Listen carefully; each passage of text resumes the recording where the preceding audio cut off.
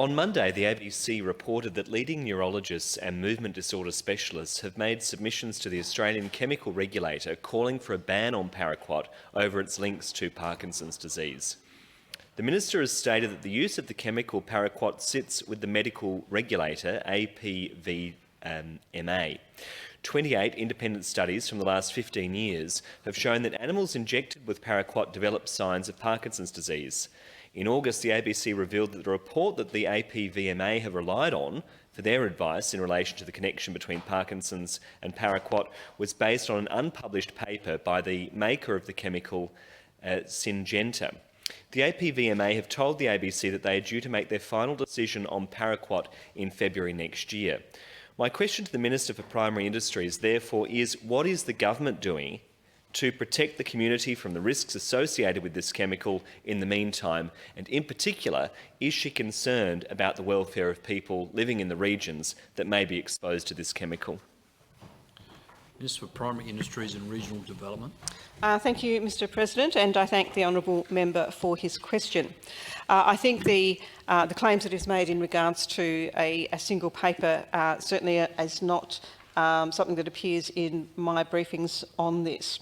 Paraquat is a herbicide registered for use in a range of agricultural and horticultural situations for weed control. It's considered a particularly important herbicide for use in field crop situations due to its extensive use in low tillage farming systems and in managing weeds with chemical resistance. The APVMA is the independent national regulator of agricultural and veterinary chemicals, or AgVet chemicals, up to the point of sale. The APVMA makes science-based decisions on the registration of AgVet products. Paraquat has been under reconsideration by the APVMA due to concerns relating to the safety of people, including users of the chemical and the public, safety to the environment and impact on trade.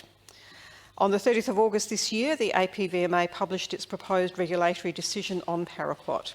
The proposed regulatory decision was open for public consultation until the 29th of October, so just this week, with the APVMA inviting submissions of additional data to help inform the final decision. Based on the weight of evidence, the APVMA's regulatory decision proposes removing a number of current paraquat uses at high rates of application that pose an unacceptable risk to the environment. The APVMA also proposes removing the use of paraquat at high rates where the short-term risk for poisoning can't be adequately mitigated. The APVMA considers that there is no imminent risk to human health or the safety of food, and I'm advised that the APVMA would have taken immediate action if there was considered to be an imminent risk identified. This proposed regulatory decision has, of course, attracted interest and public comment from a range of stakeholders. Grain bodies such as Grain Producers SA and its relevant state bodies have been publicly supportive of the need for certain uses of paraquat to be retained with appropriate label instructions to protect users.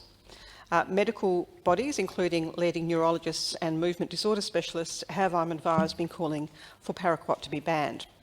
It's understood a number of these stakeholders have made submissions to the APVMA on the proposed regulatory outcome. The proposed and final regulatory decisions regarding paraquat registration and changes to label directions are for the APVMA to make. South Australia supports the APVMA as the independent science-based national regulator of AgVet chemicals that determines what products can be used and how to use them safely. The Department of Primary Industries and Regions, PIRSA, will closely monitor the final APVMA decision and appropriately enforce registration and label requirements in accordance with our state-based control of use legislation.